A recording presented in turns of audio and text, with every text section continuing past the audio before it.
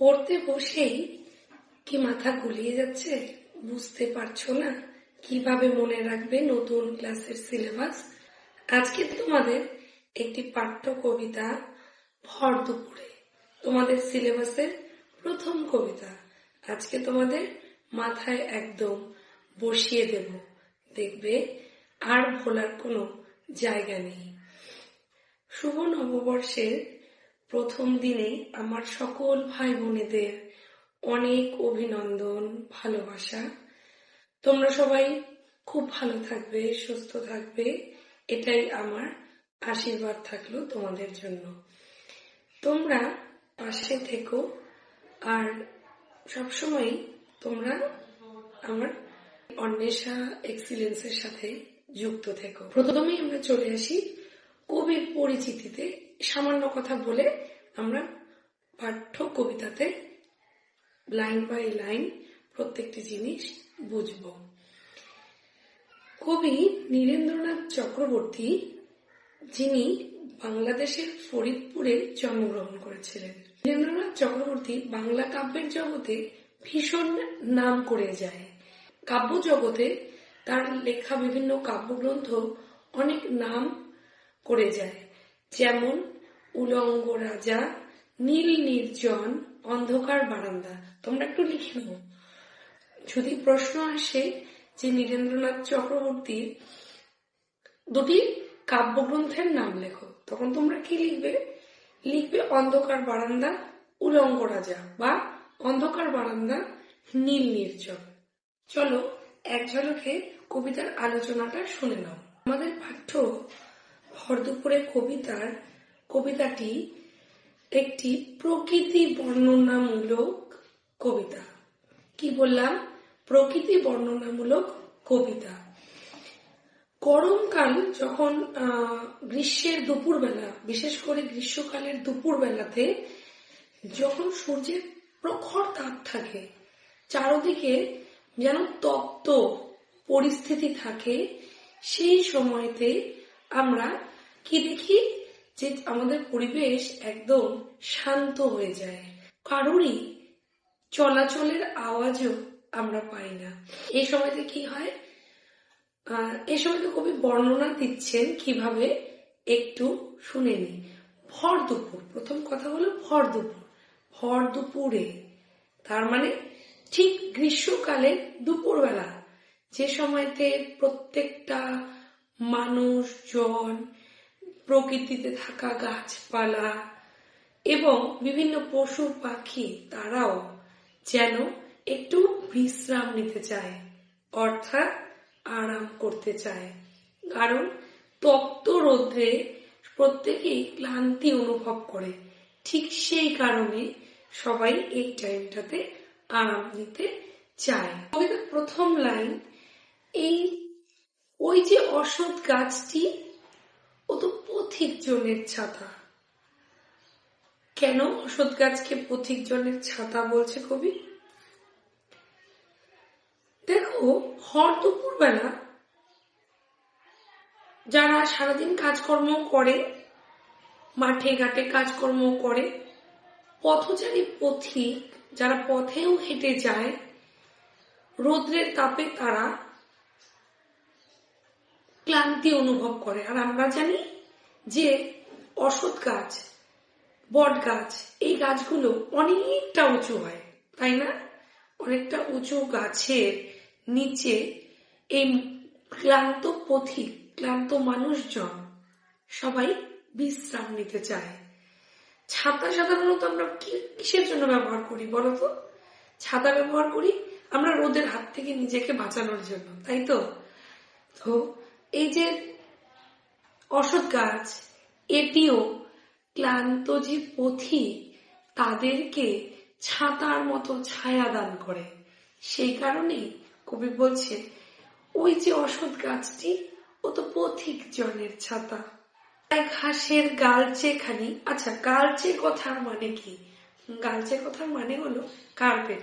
দেখবে অনেকের বাড়িতে মেঝেতে কার্পেট বেছানো থাকে, শীতের হাত থেকে রক্ষা পাওয়ার জন্য, বা বাড়িতে কোনো অতিথি এলে সেখানে কেউ বসার জায়গাও নিতে পারে।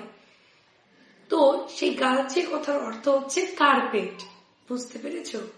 নাসের গাছ এখানে কিসের তলায়? অশ্বত্থ গাছের তলায়। অশ্বত্থ গাছের নিচটাতে ছোট ছোট ঘাস, সবুজ ঘাস দেখে যেন অনুভব হচ্ছে যে নিচে যেন ঘাসের কার্পেট বা গালচে কেউ আদর করে পেতে রেখেছে। বুঝতে পেরেছো? চড়ছে দূরে গরু বাছুর, গাছের তলায় শুয়ে দেখছে রাখাল, মেঘগুলো যায় আকাশটাকে ছুঁয়ে। দেখো, রাখাল কাকে বলে? গরু, মোষ, ভেড়া এই সমস্ত গবাদি পশু কে যারা চড়ায় বা দেখাশোনা করে তাদেরকে রাখাল বলে। এইবার রাখালেরা কি করে? গরু, মোষ, বাছুর সবকিছু নিয়ে তাদেরকে খাওয়াতে মাঠে নিয়ে যায়। এবার মাঠে নিয়ে যাওয়ার পরে গরু বাছুর যখন ঘাস খায়, রাখাল সেই তপ্ত রোদ্রে আর থাকতে না পেরে সে অশ্বত্থ গাছের নিচে, যে বললাম ঘাসের গালচে পাতা, সেখানে শুয়ে শুয়ে একটু নিজের ক্লান্তিকে আরাম নিতে, নিজের ক্লান্তি দূর করতে, আরাম নিতে সে ওই গাছের নিচে শুয়ে শুয়ে আছে আর দেখছে মেঘগুলো আকাশটাকে ছুঁয়ে যাচ্ছে। অর্থাৎ সে নিচে শুয়ে আছে, উপর দিয়ে মেঘ ভেসে যাচ্ছে। বুঝতে পারছো তো? খোলের মধ্যে বোঝাই করা শুকনো খড়ের আটি, নদীর ধারে বাঁধা কাদের ওই বড় নৌকাটি। দেখো, খোল মানে নৌকার যে মাঝের ফাঁপা অংশটা, সেটাকে বলা হয় খোল। এবার এই খোলের মধ্যে মাঝি, নৌকার মাঝি সমস্ত খড়ের আটি বোঝাই করে রেখে অদৃশ্য হয়ে আছে, মানে তাকেও নৌকার পাশে দেখা যাচ্ছে না। অর্থাৎ তাহলে বুঝে নাও যে রৌদ্রটার তাপ কতখানি, যে একটা নৌকার মাঝি সেও সেখানে নেই, কেউ কোথা নেই। বাতাস ওড়ায় মিহিন সাদা ধুলো। ভর দুপুরে কবিতার মধ্যে আমরা দেখেছি যে রাস্তায় একটিও জনপ্রাণী নেই, শুধুমাত্র বাতাস অর্থাৎ হাওয়া এসে ধুলো উড়িয়ে দিয়ে যাচ্ছে। সাধারণত দেখবে যে মানে গ্রীষ্মের দুপুর বেলাতে আমরা কি দেখি, যে পায়ে ধুলোর উপর দিয়ে যখন আমরা হেঁটে যাই বা শুকনো বালির উপর দিয়ে যখন আমরা হেঁটে যাই, তখন ধুলো উড়তে দেখা যায়। তো এই সময়তে বালি থাকে শুকনো, তো সেই বালিতে বাতাস এসে তার উপরিভাগ যে ধুলো, সেগুলো উড়িয়ে দিয়ে যাচ্ছে। ভর দুপুরে যে যার ঘরে ঘুমোচ্ছে লোকগুলো। দুপুরে বাড়ির লোকেরাও সাধারণত নিজেদেরকে ঘুমিয়ে নিজেদেরকে ক্লান্তির হাত থেকে আরাম দেয়। শুধু কি আর মানুষ ঘুমায়? যে জানে সেই জানে। আচ্ছা বলতো, শুধু কি মানুষই ঘুমোয়? আর কি কেউ ঘুমায় না? ঘুমোয়। মানুষের পাশাপাশি গাছপালা, পশু পাখি প্রত্যেকেই যেন আরাম নেয় এই ভর দুপুর বেলায়। অর্থাৎ পরিবেশ একদম নিস্তব্ধ থাকে। পরিবেশে কোনো কিছুর একটু বিন্দুমাত্র শব্দ যেন এই ভর দুপুর বেলা অর্থাৎ গ্রীষ্মের দুপুর বেলা আমরা অনুভব করতে পারি না। খুব কম মানুষজন এই সময়তে পথে ঘাটে দেখা যায়। আঁচল পেতে বিশ্বভুবন ঘুমোচ্ছে এখানে। আঁচল পেতে বিশ্বভুবন কথাটা কেন বলেছে বলতো?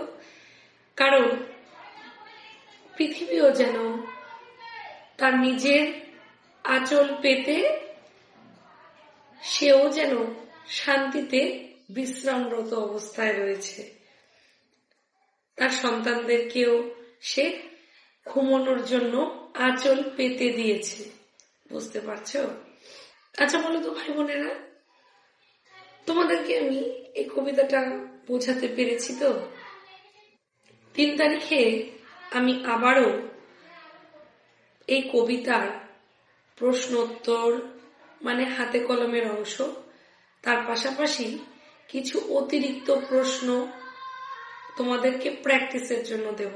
তোমরা খাতা কলম নিয়ে রেডি থেকো। এগুলোর থেকে অনেক কিছু জিনিস তোমাদের পরীক্ষাতে কমন পড়বে। তোমরা এই জিনিসগুলো একটু বছরের শুরুর থেকেই ধরে ধরে অভ্যাস করো। আশা করি তোমাদের রেজাল্ট খুব ভালো হবে। এভাবেই তোমরা অন্বেষা এক্সেলেন্সের সাথে যুক্ত থেকো। আর হ্যাঁ, এখনো কি সাবস্ক্রাইব করনি? তাহলে এখনই সাবস্ক্রাইব করে নাও, কারণ প্রথম যে ভিডিওটি পাবলিশ হবে তাহলে তোমাদের কাছেই প্রথমে পৌঁছে যাবে, কোনোটাই যেন তোমাদের মিস না হয়। ভালো থেকো, সুস্থ থেকো, দেখা হচ্ছে পরের ভিডিওতে আবারও। তোমরা কিন্তু খাতা কলম নিয়ে রেডি থাকবে, কেমন? টাটা সবাইকে।